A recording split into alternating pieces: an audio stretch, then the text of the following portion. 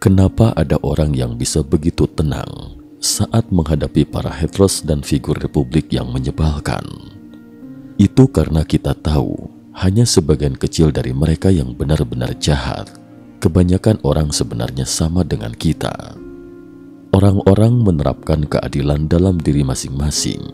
Hanya saja pemahaman kita tentang keadilan berbeda-beda. Lantas, apa itu keadilan yang sebenarnya? Benarkah keadilan itu berubah berdasarkan posisi yang berbeda? Apakah tidak ada keadilan universal?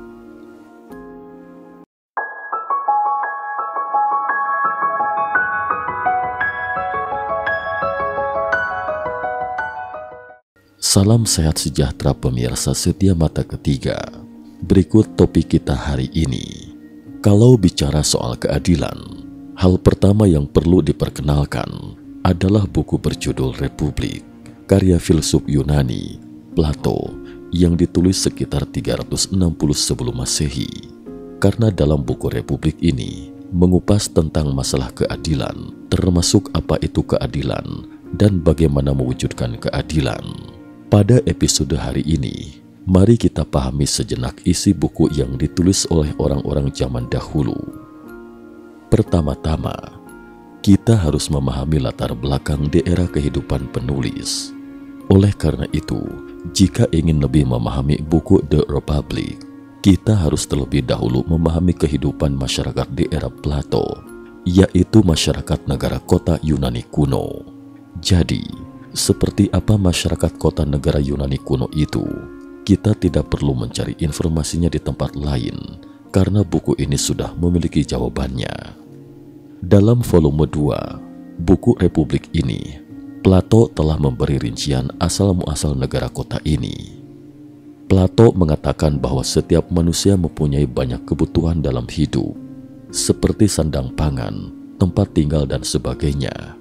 Namun bakat individu masing-masing tidak sama, kemampuan terbatas dan tidak dapat memenuhi kebutuhan sendiri dengan mengandalkan kekuatan sendiri, sehingga perlu bekerja sama untuk saling membantu. Ada yang bertani, ada yang menenun dan ada yang membangun rumah. Setiap orang menghasilkan suatu produk dan menukarnya dengan orang lain. Dengan demikian dapat melakukan pekerjaan dengan lebih baik dan bermanfaat bagi semua orang. Produksi, pertukaran, dan konsumsi semacam ini menarik banyak orang untuk berkumpul dan membentuk tempat tinggal publik, sehingga membentuk sebuah negara kota. Ketika banyak orang berkumpul dan membentuk pemukiman seperti itu, akan semakin banyak orang yang tertarik untuk bergabung. Kemudian seiring dengan perkembangan sosial dan reproduksi penduduk, dipastikan lahan yang tersedia pun menjadi tidak cukup, sehingga harus merampas sebidang tanah dari negeri tetangga. Jika negeri tetangga tidak puas dengan lahan yang ada, mau tidak mau mereka akan merampas sebidang tanah orang lain.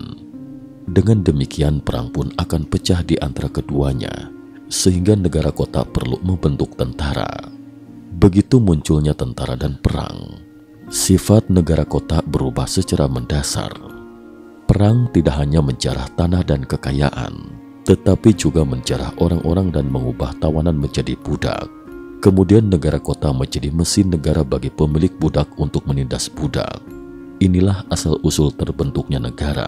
Pada saat yang sama, perang juga menyebabkan perubahan dalam masyarakat bebas. Orang miskin dan orang kaya dikuasai penguasa. Begitu kita memahami asal-usul masyarakat kota negara Yunani kuno, kita dapat membayangkan seperti apa masyarakat itu. Pertama-tama, ini adalah masyarakat budak. Bukan. Kedua, ada dua cara untuk memperoleh kekayaan. Salah satunya adalah produksi dan lainnya adalah menjarah. Jika memang demikian, maka keberadaan aparatur negara mempunyai dua arti penting. Pertama, melindungi rakyat dan harta benda sendiri agar tidak dijarah orang lain. Kedua, adalah menjarah penduduk dan harta benda orang lain. Sekarang kita tahu di mana keterbatasan buku The Republic ini. Pertama-tama, seperti yang dikatakan, tema yang dibicarakan dalam buku Republik ini adalah keadilan. Tapi dari sudut pandang orang modern, apakah perbudakan itu keadilan? Apakah menjarah penduduk dan kekayaan negara lain itu keadilan? Tentu saja tidak. Tapi The Republic Plato ini didasarkan pada model negara kota Yunani kuno.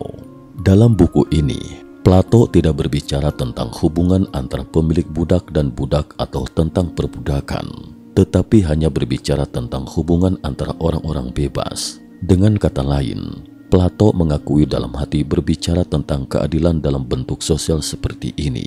Jadi inilah batasan terbesar buku ini dan batasan terbesar dari sudut pandangnya. Sekarang kita sudah mengetahui batasan sudut pandangnya. Dengan metafora yang tidak relevan, kita seolah-olah memakai kacamata berwarna. Selanjutnya, kita harus memakai kacamata berwarna tersebut untuk melihat sudut pandangnya. Dalam buku The Republic, Plato terutama membahas dua macam keadilan. Pertama adalah keadilan negara, dan lainnya adalah keadilan individu.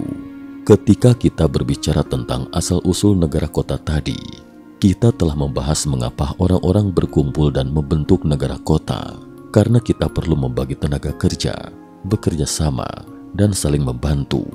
Jadi menurut Plato, bahwa ada prinsip umum ketika mendirikan suatu negara. Prinsipnya adalah setiap orang harus menjalankan tugas yang paling sesuai dengan bakatnya di suatu negara.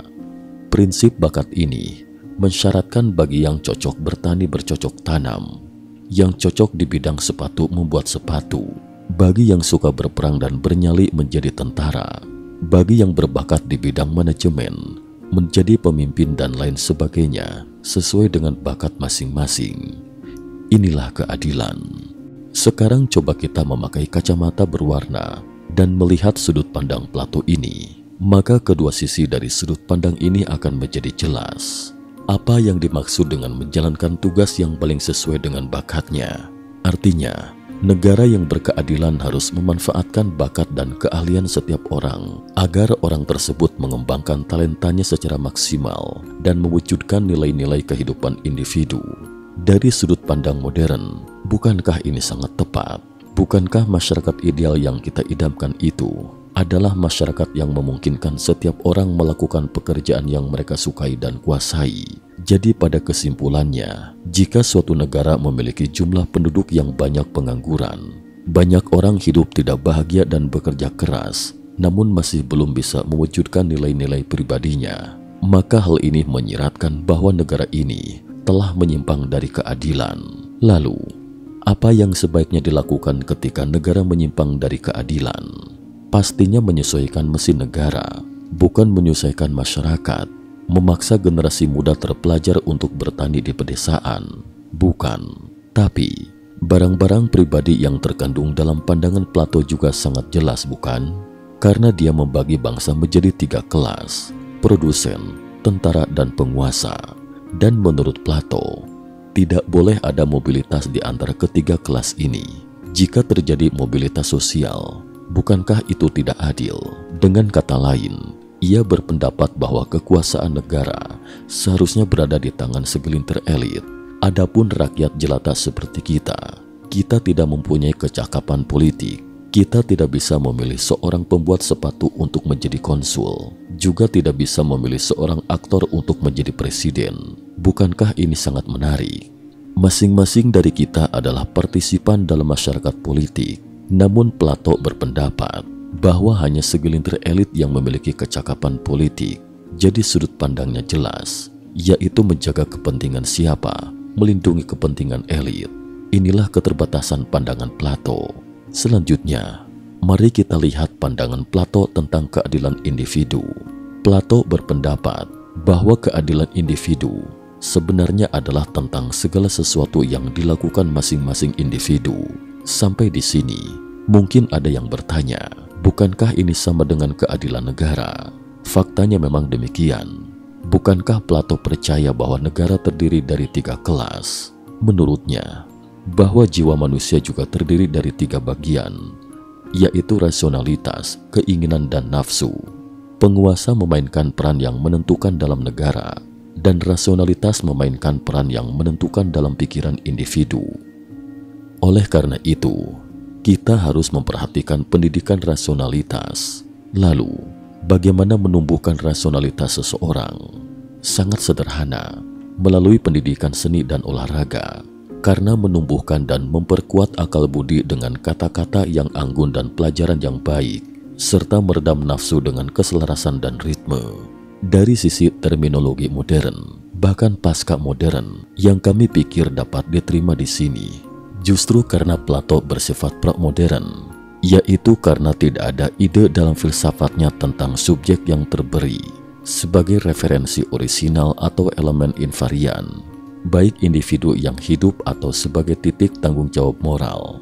Ini tidak bermaksud untuk mengatakan di dalamnya ada kecenderungan tidak ada ide perihal subjektivitas, apakah sebagai interioritas, sebagai refleksi, atau sebagai kekuatan untuk membingkai dunia, atau jika Anda berkenan, apapun yang terberi adalah kekuatan sistem, tendensi, kapasitas, virtualitas yang kompleks yang harus dikombinasikan dalam satu atau lain cara, mengerahkan kombinasi itu dalam satu atau tujuan lain untuk menghasilkan tipe diri yang berbeda.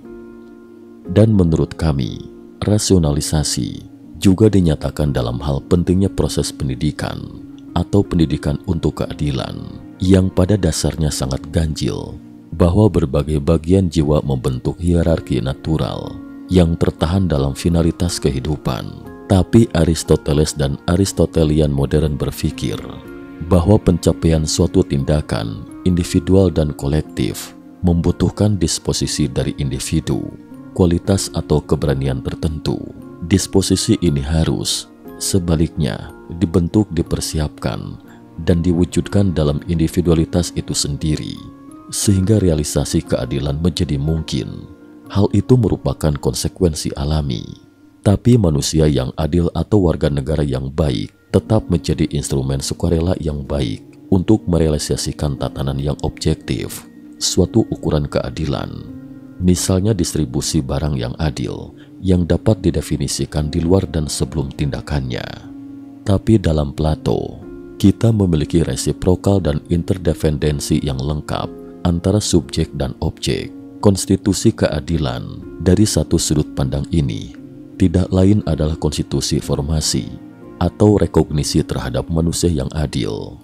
Dari sudut pandang lain, psikologis atau antropologis, konstitusi manusia yang adil tidak lain adalah kemunculan suatu tatanan yang adil. Tidak satupun dari dua posisi ini dapat eksis atau bahkan dipikirkan secara terpisah dari yang lain.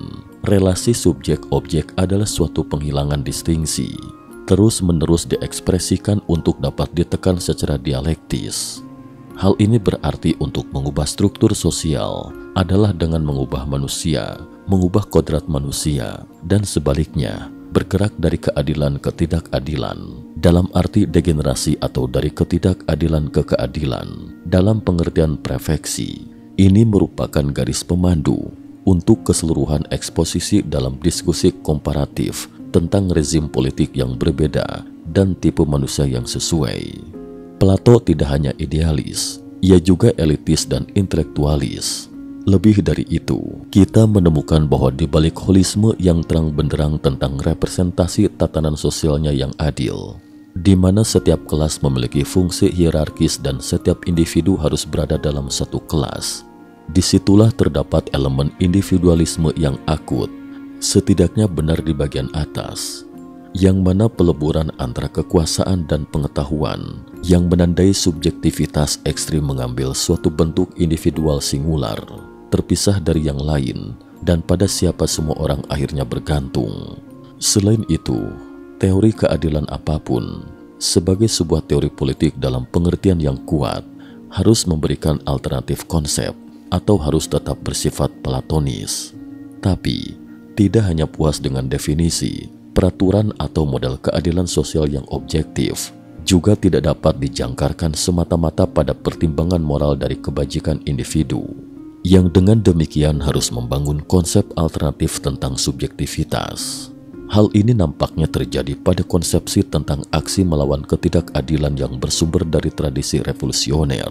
Kita biasanya mengaitkan konsep tersebut dengan tiga preferensi: keunggulan praksis di atas teori, keunggulan kolektif atau transindividual terhadap individu, dan keunggulan model pengalaman.